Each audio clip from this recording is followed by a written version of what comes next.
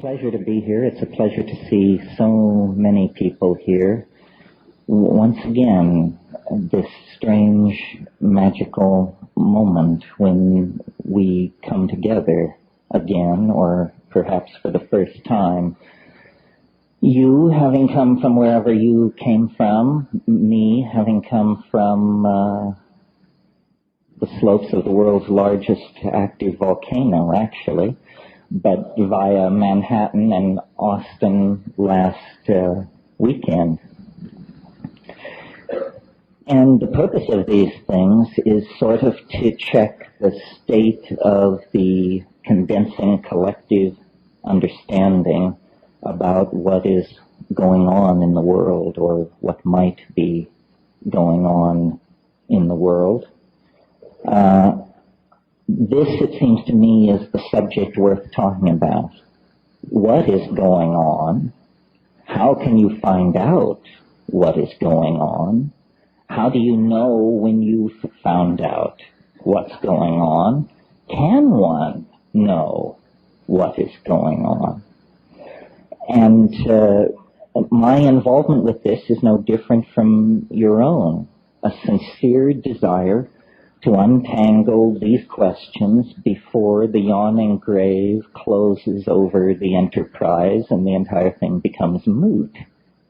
One has, a window of opportunity somewhere between 0 and 100 to solve or understand or penetrate or appreciate or come to terms with the conundrum of being, this amazing circumstance in which we find ourselves, both individually and collectively.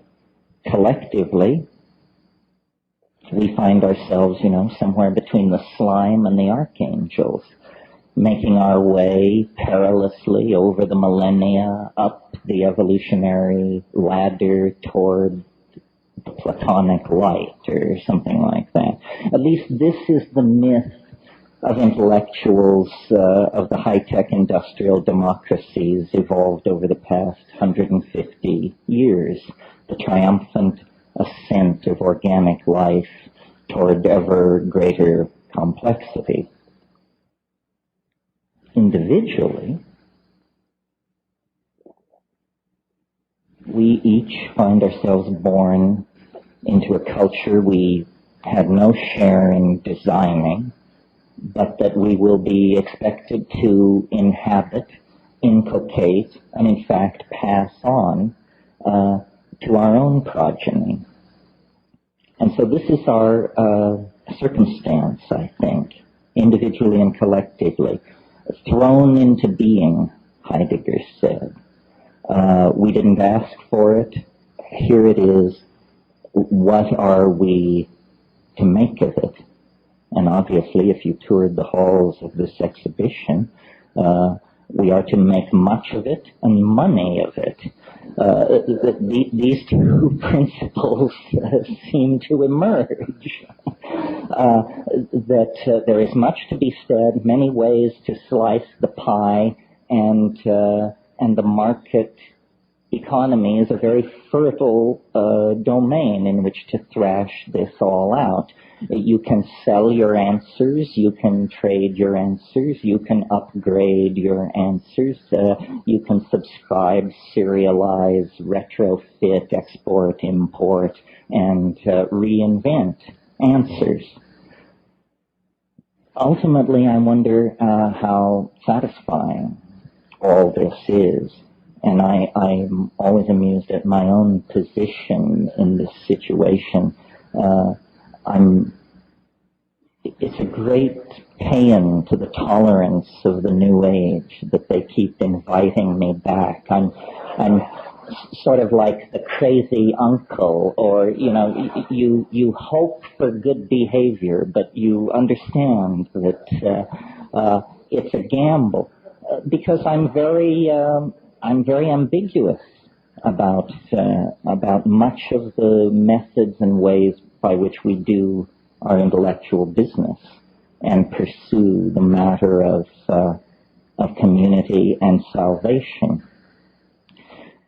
the intellectual tension that seems to work its way through this society almost like fat through meat is the tension between scientific reductionism and the deeply felt intuition of most people that there is a spiritual dimension, or a hidden dimension, or a transcendental dimension.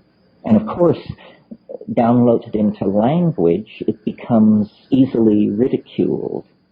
And downloaded into tasteless language, it should be ridiculed.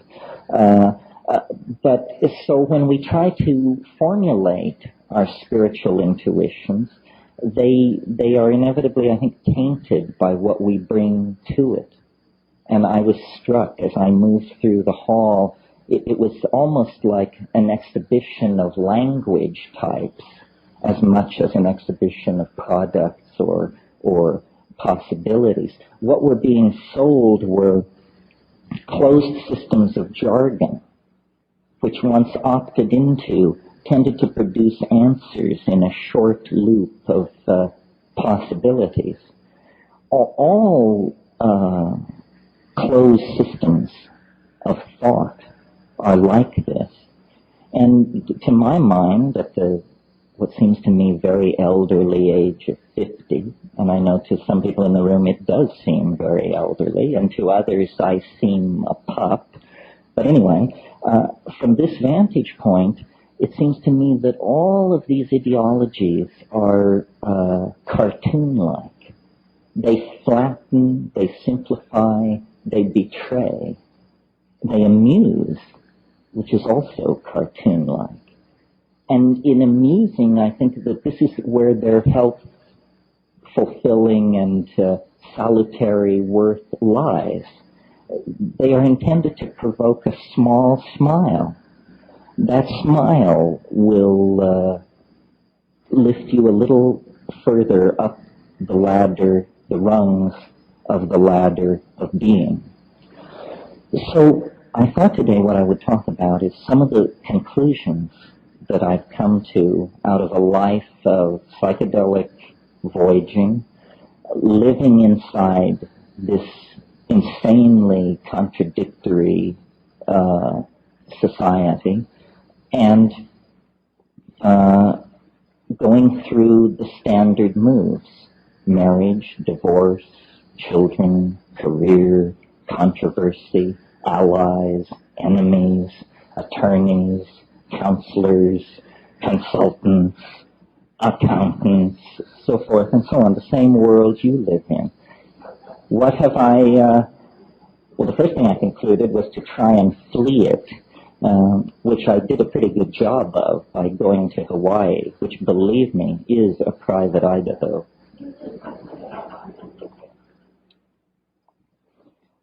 But the conclusions that I've reached are not politically correct anywhere.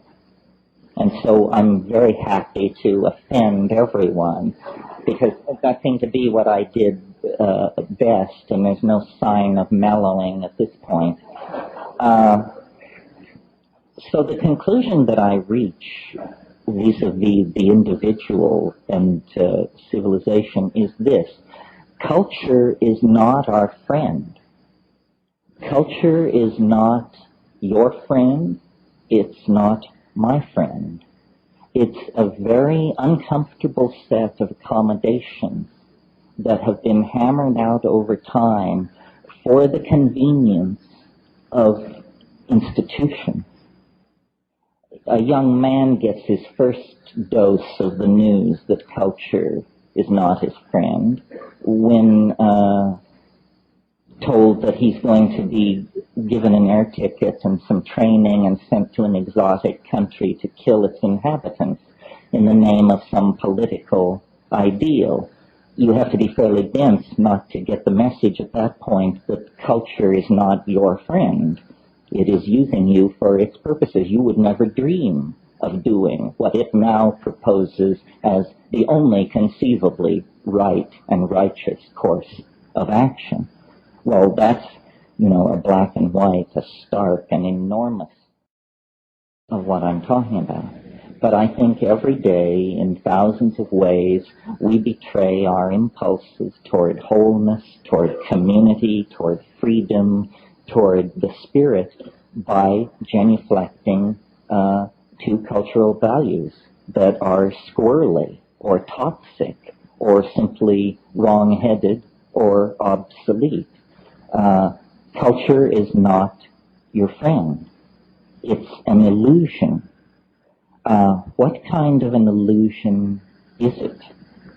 And this sort of leads on to the other thing I've come to.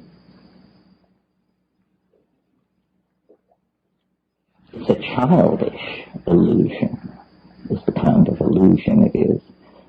Recently I had a physical examination with my doctor, and after it was all over, he leaned back in his chair and he said, well, you know, most people your age in the 19th century were dead. Yes, quite true. People live a great deal longer in the 20th century. And consequently, I think part of what drives alienation is culture is like being taken in a crap game. If you play long enough, you will figure out that you're being screwed.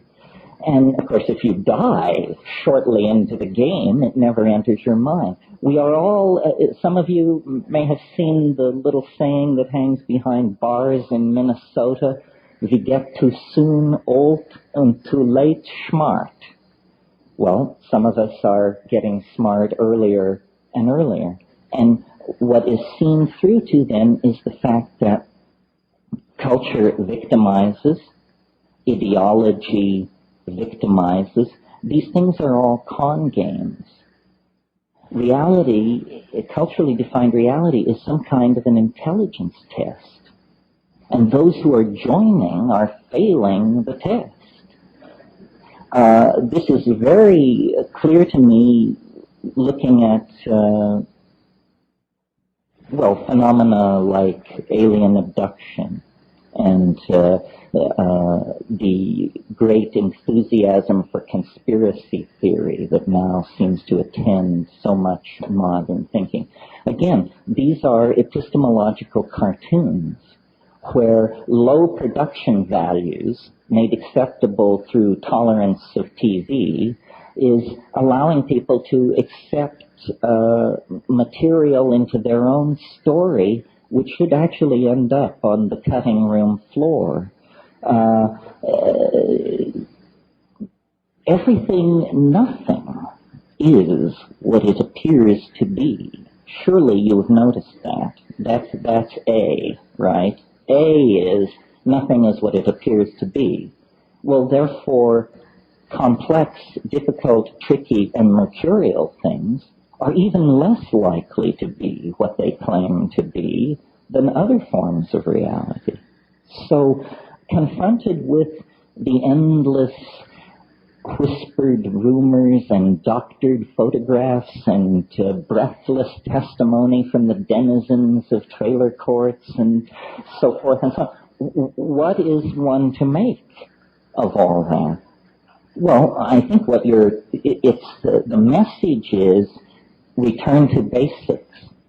The information matrix has become compromised. The data stream is now suspect. Return to first principles. What are first principles? That's what the 20th century is trying to figure out. Yes, what are first principles? I'd like to suggest to you that a place to begin is the body. You have one. It isn't ideologically defined.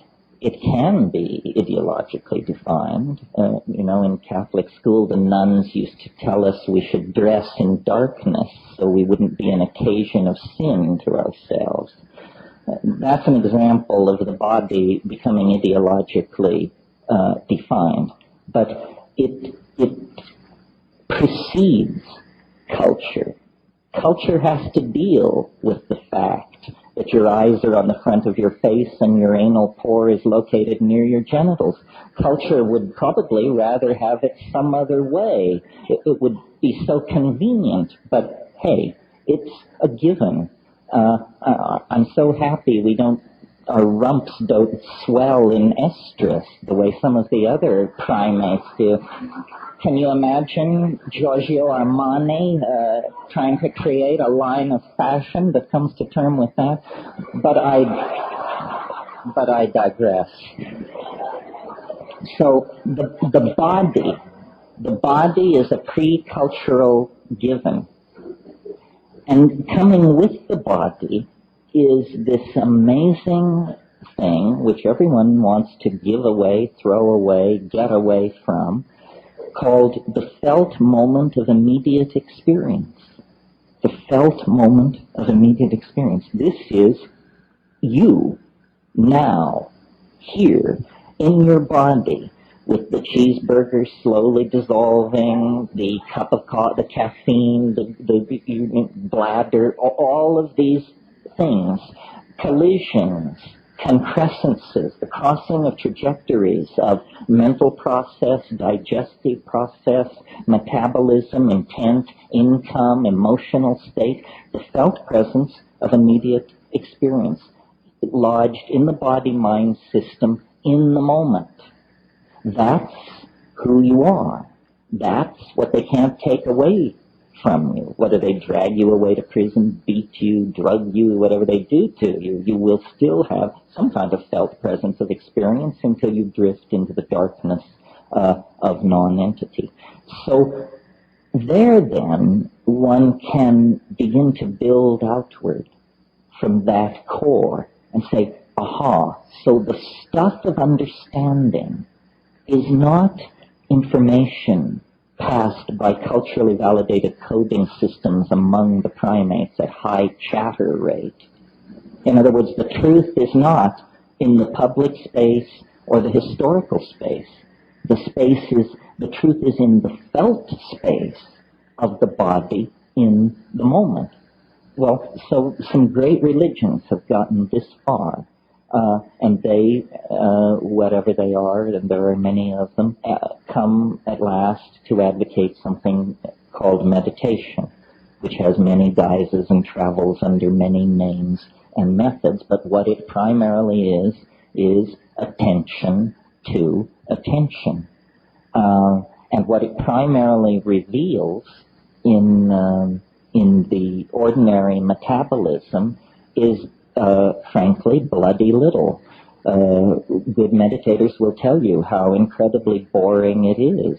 And the rhetoric of the religions that have made meditation the centerpiece of their ontology is a rhetoric of nihilism.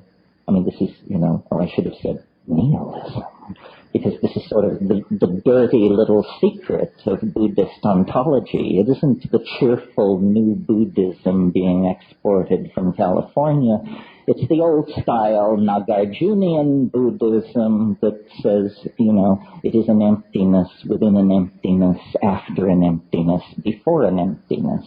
This is Nagarjuna on the nature of Bodhi mind. But interestingly, meditation, pursued not for years or lifetimes, but pursued as a cultural project over centuries, leads not to a clarifying of this philosophical emptiness, but to a discovery that the depths of nihilism, the depths of non-entity, are in fact motiferous in their aspects. Not a plenum is what I'm grasping for. Not a plenum, not an undivided Platonic thing, but an environment of spirit, meaning, power, intentionality, entities, intelligences, levels, swarming in the imagination. And these things can be accessed through drugs, through extraordinary physical practices or ordeals, through various kinds of driving of physiological systems, like sonic driving through drumming, or physiological driving through repeated change.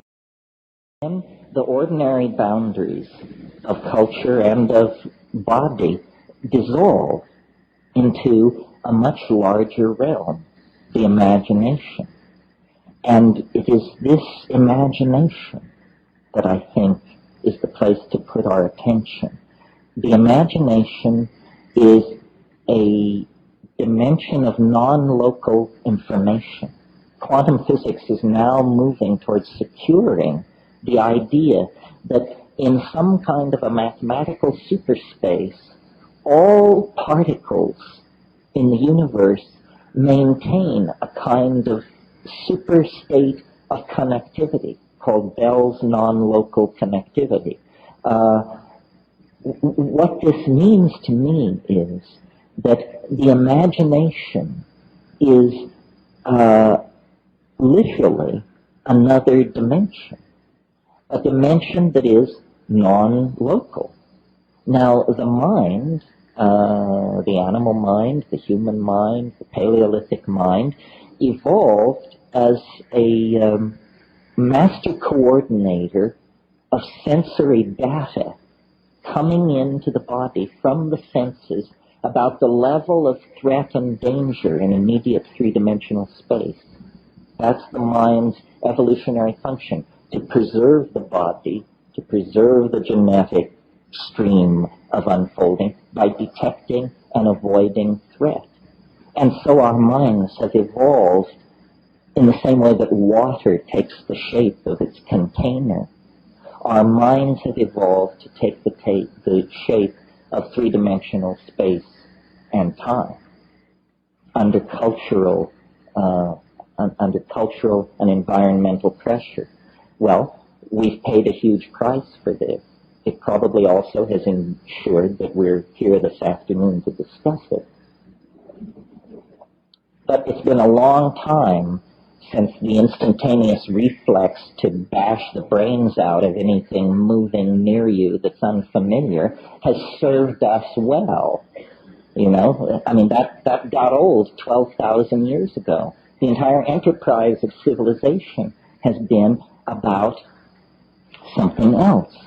The felt presence nearby, ineffable, unsayable, but uncannily penetrating, of beauty, of mathematical connectivity, of supernatural power. And so these are the things, the exploration of which, the singing about of which, make us human beings. The exploration of the universe of the unseen is the business of human beings. It's why we are the way we are. It's why we will be the way we will be. It's how we got where we are. How is it done? It's done by dissolving ordinary cultural boundaries, by perturbing consciousness, and by paying careful attention to the results and attempting to build models therefrom. Now, in the last few thousand years in the West, this enterprise has been tamed by priestcraft, which combines the enterprise with judicious politicking and a certain amount of ass-licking. Before that, the enterprise was untainted by such secular concerns. It was full force forward into the unknown, and this is the great era of shamanism. And what is shamanism but philosophy with a hands-on attitude? Philosophy not made around the campfire, but philosophy based on the acquisition of extreme experience. That's how you figure out what the world is, not by bicycling around in the burbs, but by forcing extreme experience. The reason people refer to psychedelic endeavors with the vocabulary of travel, taking a trip, and so on, is because that is an extreme endeavor. It's the same endeavor. It's the leaving behind of the values of your own culture. Take nothing but a change of clothes, fly to Benares, and take up residence at Dasasamid Ghat among the Charas sadhus, and I guarantee you, whether you resort to psychedelics or not, you will experience boundary dissolution, a reorienting of categories, and a reframing of your perspective on your life and your being. So extreme experience is the necessary key. This is true in all forms of endeavor. I mean, if you want to understand the atom, you have to smash it. Sitting around looking at it, it will never yield its secrets. You have to smash that sucker to bits and then collect the pieces and then examine exactly how it all came apart. In the same way, and without, going too far afield for the pun, we must smash ordinary consciousness, get smashed, and then look at the pieces flying in all directions and say, gee, I didn't know minds could do that. They can't in the workaday rote of, living inside the little boxes of positivism and constipated behaviorism and all the rest of it. So extreme experiences. But, you don't want these experiences to be too extreme, or you will sever the connectivity among the various subsystems, and then we'll have to bury you. And this is always a huge strain on those left behind. So there is a practical element here, which is, okay, so we want to have extreme experiences, but we don't want to have such extreme experiences that we don't live to tell the tale. We want control to some degree over these experiences. Well, this is where the incredible thoroughness of our human ancestors comes to our aid. Throughout time and space on this planet, the tribal societies that preceded us made it their business to discover, catalog, and learn to manipulate plants in the environment as the carriers, as the sources of chemical compounds in the environment, which would work extraordinary transformations on consciousness without physical harm, without physiological damage to the organism. And of all the many techniques, ordeal, abandonment in the wilderness, sexual abstinence, hanging by your pectoral muscles from hooks in the sun for days, all of these sorts of things. Of all of these methods, psychedelic plants and their judicious use is arguably the most effective, the most effective and the least invasive and the most likely to produce negative long-term consequences. Well, this was not news or even controversy anywhere in the world until within the confines of the 20th century, basically. The presence of these substances and plants began to alarm the order-keeping forces of the high-tech industrial democracies. An issue separate from the issue of stimulants and depressants. It's an issue separate from the issue of addiction and dependency. These things are not stimulants or depressants, and they do not cause addiction or dependency. What they cause is what I'm advocating, a fundamental revaluation of cultural values. Because culture, as we're practicing it currently, is causing a lot of pain to a lot of people and animals and ecosystems, none of whom were ever allowed to vote on whether they wanted this process to go in this direction. We do not feel what we are doing.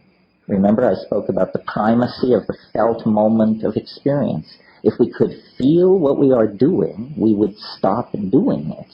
But between us and the consequences of our action, there are endless veils of political rhetoric, stultification, denial, intoxication, ideological delusion.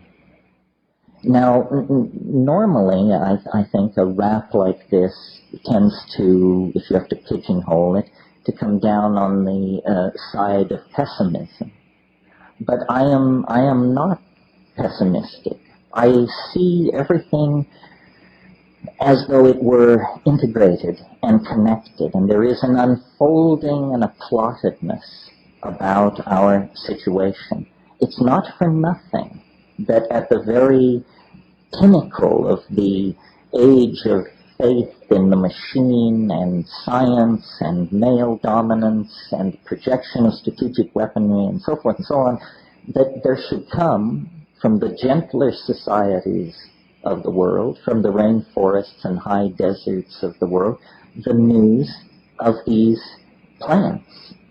You know, the Western mind, the cataloging mind, the Cartesian mind in its frenzy to locate, list, isolate, and define everything, carried these plants and substances over the past 150 years into the confines of our society, and they are much like Trojan horses, left there by the bedraggled, beat-down, disenfranchised third world shamanic people, to be found by the white-coated priests and priestesses of science, and to be brought back into the laboratory to be picked apart for their efficacy in treating addiction or overcoming neurotic behavior or something like that.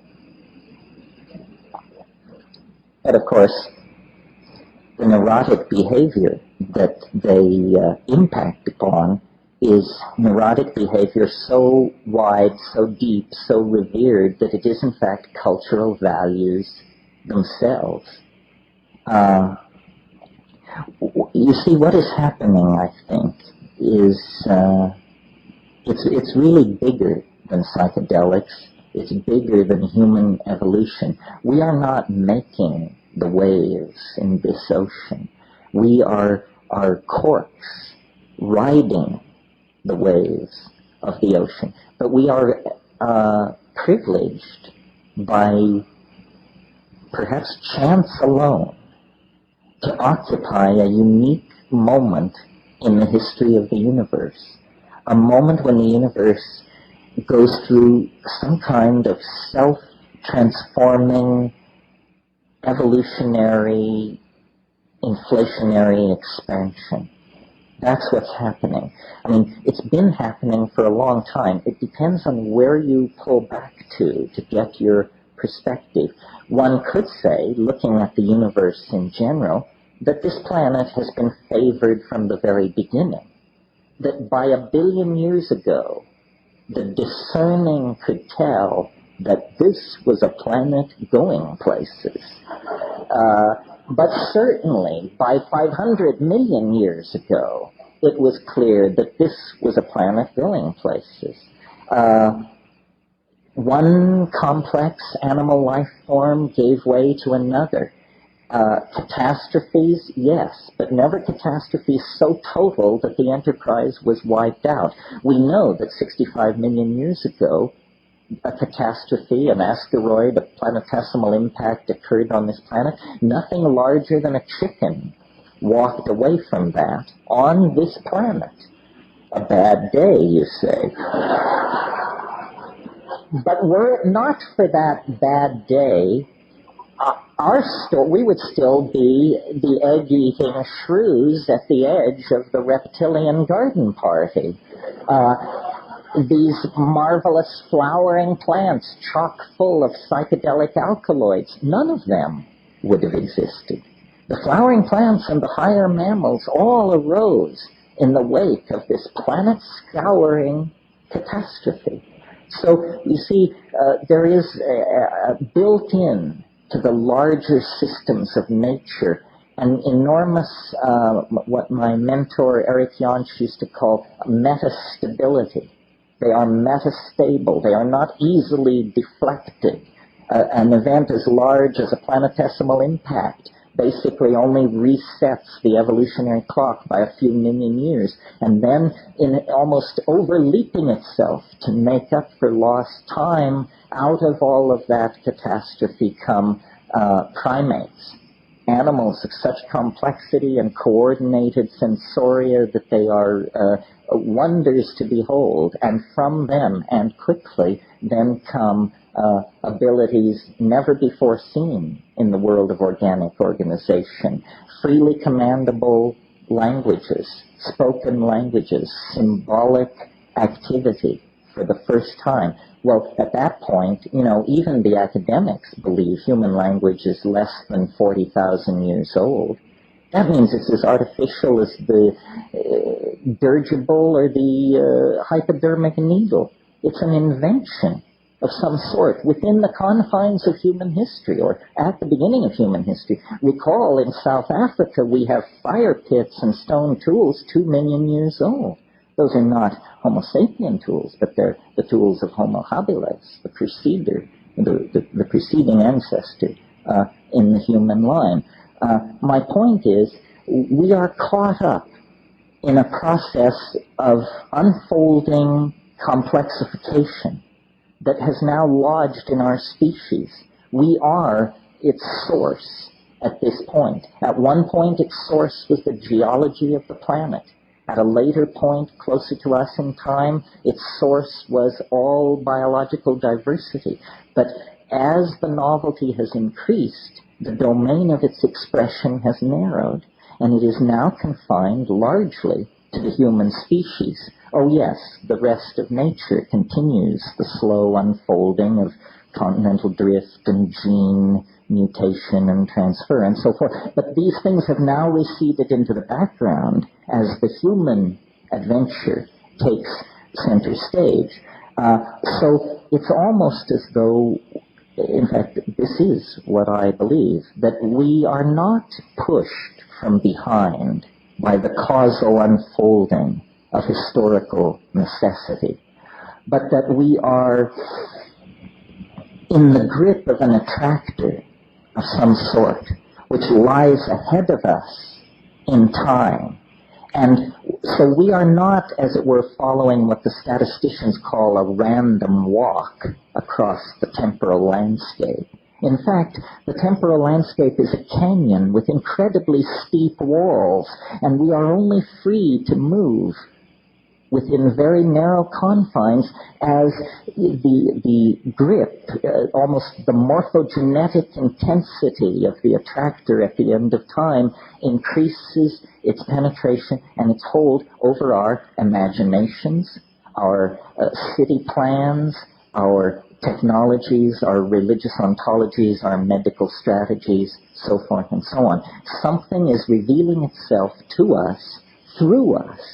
And as we get closer, the chatter of noise and static being given off of this thing increases exponentially because, McLuhan said once, he said, we move into the future like a person driving who uses only the rear view mirror. That's how we understand the future, by driving in the rear view mirror. All of our models of what lies ahead are based on inverted models of the past. And the one thing you can be certain of is that won't do it. Because we can see a person standing in 1900 using that method would have been wrong about the late 1990s. A person standing in 1600 using that method would have been wrong about the late 1900s, and so forth and so on. You cannot extrapolate from the future from the past into the future, because the real nature of the future is its ding an sich, the thing in itself, and that's what it's trying to reveal. And so the whisperings that reach the ears of the channelers, the visions that come through the hands of painters, sculptors, choreographers, musicians, all of the felt presence of the invisible world is now incredibly pregnant with this message of transformation. And the challenge for each of us is to streamline our language sufficiently that we may mirror this thing in a way that is both true to it and rationally apprehendable to ourselves. A fractal boundary. This is a test of intelligence, because the thing in itself cannot be rationally beheld. You know, the enzymologist J.B.S. Haldane once said, he said, the world is not only stranger than we suppose, it's stranger than we can suppose. That to me is a dizzying thought, and obviously true.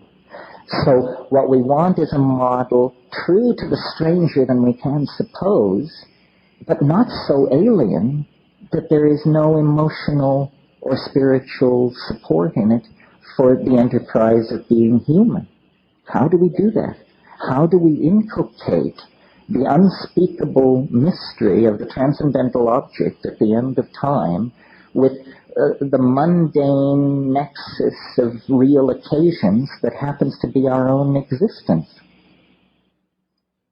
To my mind, the answer is it lies in the ability to assimilate paradox. And that means you have to transcend the idea of a closed logical system. You have to live with the idea that there is no intellectual closure. This is, in fact, the door marked freedom, but you've been taught that it's the door marked madness. To live in the light of paradox.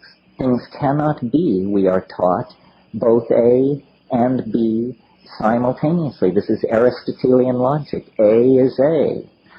This is as old as thought in the West, but it has to be overcome. And in the felt presence of the moment of immediate experience, it is overcome. The mystery does not lie far. It lies in the immediate moment, in the act, the fact of being.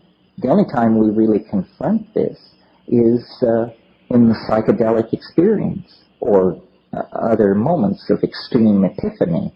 The model that I have come to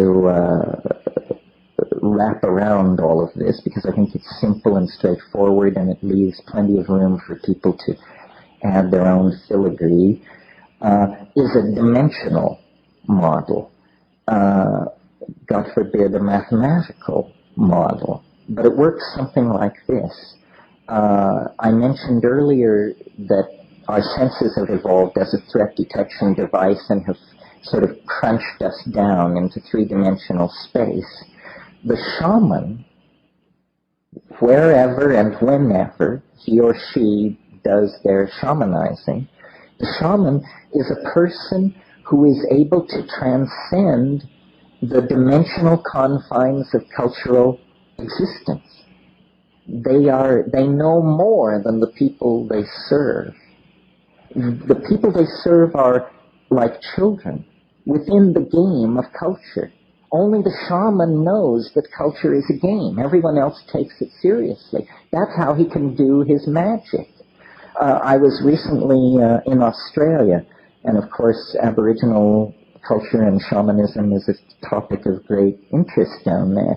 And I learned, maybe some of you already knew this, that the term for shaman among English-speaking Aboriginals, of whom there are many, some who have spoken it for several hundred years, or over 100 years anyway, the term for shaman is simply clever fella. And if someone says, I am a clever fella, they are making a professional claim of great weight. But I love that, because it says it all. You know, a clever fella.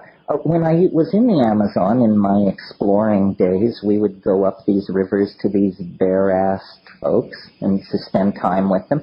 And the people would want to touch the outboard motors and look at your camera equipment and the butterfly nets and gather around, open face, totally innocent. You could always tell the shaman, because first of all, he usually didn't come out to see who was there, even though no one ever came. Even though these people had visitors once every 6 months, the guy who wouldn't come out of his hut for the only event in 6 months was inevitably the shaman.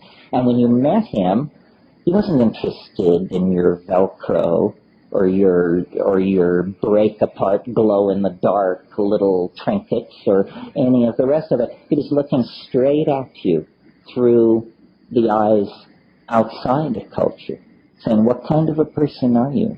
Are you a fool or are you a clever fellow?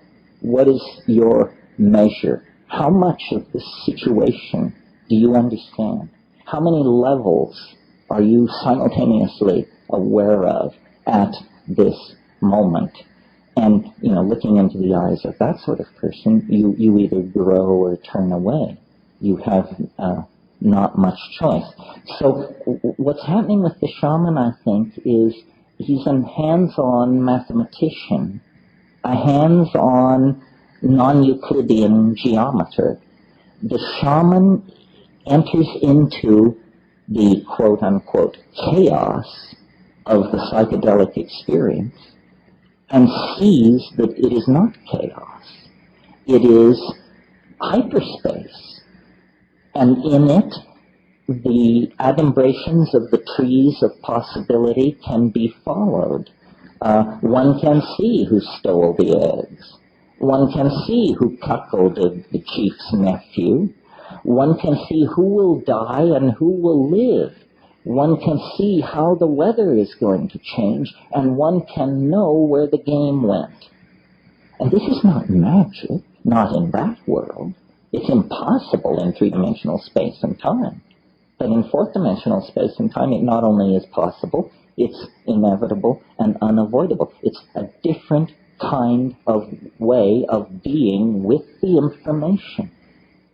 And, I'm sure many of you have your own psychedelic epiphanies that are as gripping and as fascinating as anything that has happened to me. Epiphanies that show that under certain circumstances, the ordinary boundaries of information, space, time, limitation are dissolved. And it may happen only for a moment. It may involve a curing with a laying on of hands.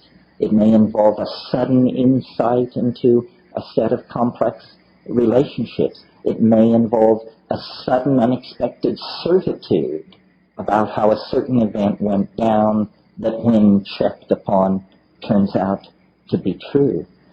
What we know about the world is defined by our culture. And the way culture does this is through language.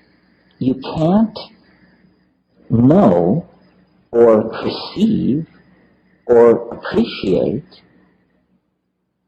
what cannot be brought in to the domain of language. You can't publicly know or appreciate these things. You can feel them as the rich contextual embeddedness of your own being, but you can't communicate them. Sometimes when I read Marcel Proust, I come upon passages where the conveyance of the information, of the emotion, is so exquisitely subtle that I have the feeling, I know what he means. I felt this, but I never dreamed I would ever see it in print or have a thought about it that I could share with anyone else, because it is so subtle. So the challenge to all of us, I think, is not this one-dimensional chasing after of answers. This is a fool's game, but an actual stepping back to gain perspective and to realize, salvation is always available. It's in the moment. It's an act of understanding. It doesn't come down through a lineage. It doesn't come through a substance, an empowerment, a work. It comes through understanding. Salvation is an act of rational apprehension of some sort. And, I really believe that we are now in a relationship to the transcendental object at the end of time, such that the revelations are daily. The unfoldment, the connectivity, we can see light at the end of the tunnel. I mean, I've had long practice at this. I've been thinking like 1968, talking about it like this since 1980, but I never knew how it would come or what it would be. In the last few years, with the rise of a technological, a cultural artifact like the internet, I now see how it will make its way into the world. We are building the nervous system of the human oversoul. We are individual units operating under social rules that are pushing us ever closer toward dissolving our societies, human groups run by rules, into telepathic collectivities of some sort.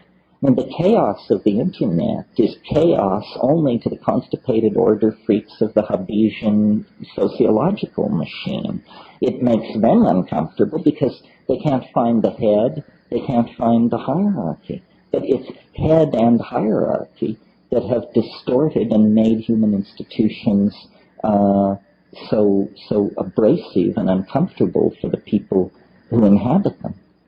So I really believe there is no contradiction between technology and the spirit.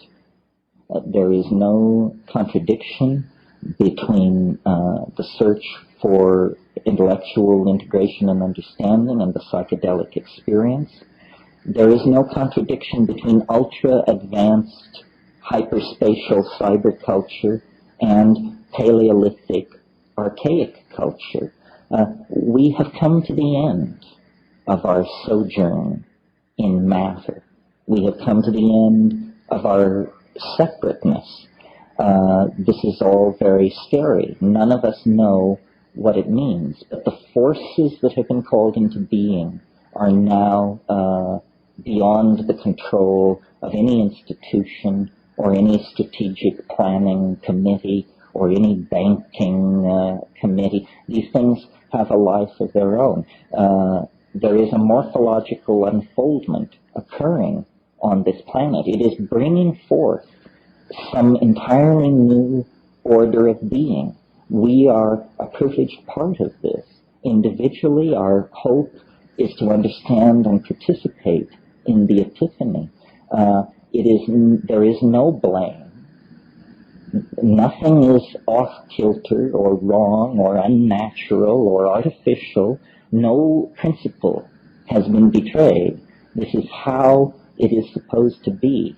But as it picks up speed, it's going to become more and more frightening as most metaphors fail. And this is why the rise of cults, and why the grasping at ontological straws, and why the whisperings from various corners of the universe have grown to a roar, because we are uncertain. We are not sure. But I think you become sure by connecting to the source, and then what you become for other people is a source of reassurance. The perfect metaphor for understanding this situation is a birth.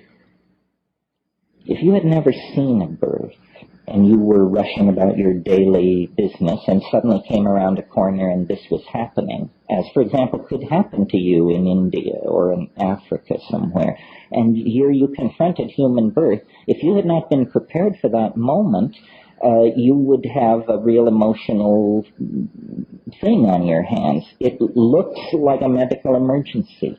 blood is being shed, organs are being stretched, there's pleading and groaning and moaning. You have to have your chops very together to look at this situation and say, how wonderful, new life, coming into the world as it has always come into the world. Now, a birth can be simple and easy, or it can be prolonged and tormented. It can be an occasion for joy, or it can end in catastrophe.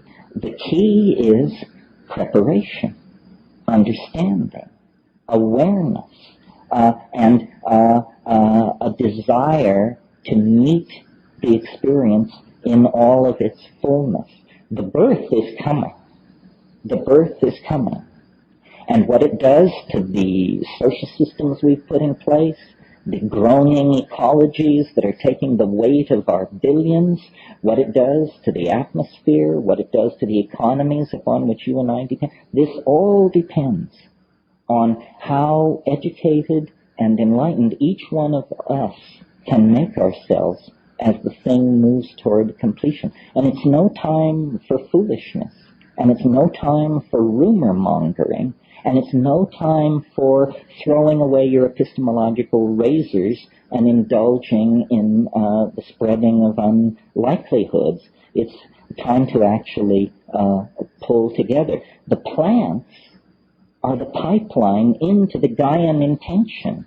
It's just not a coincidence that these plants carry this immense spiritual message. They are the pipeline of Gaian intentionality. We were not out of balance for millions of years, or hundreds of thousands of years of intellectual existence, in which we had humor and song and ribaldry and poetry and horsing around and art and theater.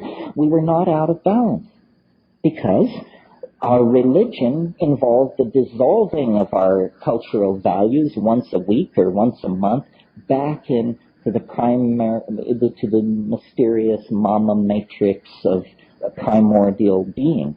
Once we cut that off, once we began to make it up, or to listen to the most shrill among us make it up, we were lost. That's what we're returning to. Our story is the story of the prodigal son. We left the family farm, the balance, the domesticity, and we made a shaman's journey deep into the heart of matter and of energy, of space and time. We return with gifts, with understandings no shaman before ever had. Quantum physics, fractal mathematics, astrophysics, cosmology, the knowledge of DNA. This is real knowledge, and we shed real blood to obtain it. Now it can be given meaning by being brought under the umbrella of authentic, archaic, human values informed by relationships with psychedelic plants. This is the comfortable future, the hopeful future that lies ahead. To the degree that people turn their back on this, they're going to have a rough time explaining to themselves and their children just what exactly is happening.